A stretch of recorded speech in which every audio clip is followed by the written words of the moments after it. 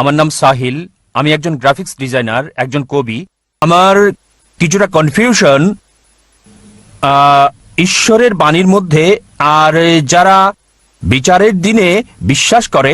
যেমন একটা ছোট্ট প্রশ্ন, আমরা বিশ্বাস করি মুসলিমদের মতো যে বিচারের দিনে মৃতকে জীবন দেওয়া হবে।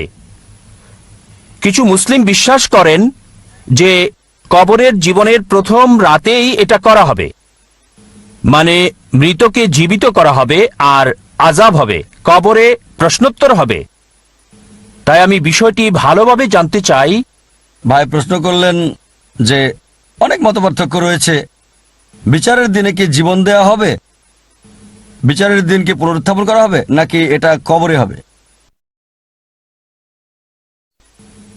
ভাই, যদি কবরের আযাবের ব্যাপারে বলা হাদিস পড়েন, আর আল্লাহ কোরআনে বলেছেন সূরা আল ইমরান অধ্যায় 3 আয়াত 185 যে কুল্লু নাফসিন যায়কাতুল মউত, প্রত্যেক প্রাণী মৃত্যুর স্বাদ গ্রহণ করবে আর চূড়ান্ত প্রতিদান দেওয়া হবে বিচারের দিনে। দুনিয়ার জীবন ছলনা ছাড়া আর কিছুই না, তবে চূড়ান্ত হিসাব কিতাব, চূড়ান্ত ফয়সালা হবে বিচারের দিনে।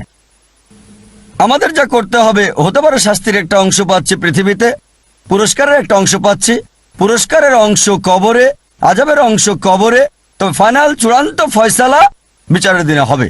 চূড়ান্ত ভালো এবং মন্দ কাজের হিসাব বিচারের দিনে করা হবে। তারপর কর্মের উপর ভিত্তি করে জান্নাত অথবা জাহান্নামে যাবেন। কিছু দুনিয়াতে আপনাকে দেওয়া হবে, কিছু কবরে, তবে চূড়ান্ত হিসাব নিকাশ হবে বিচারের দিনে। আশা করি উত্তরটা পেয়েছেন।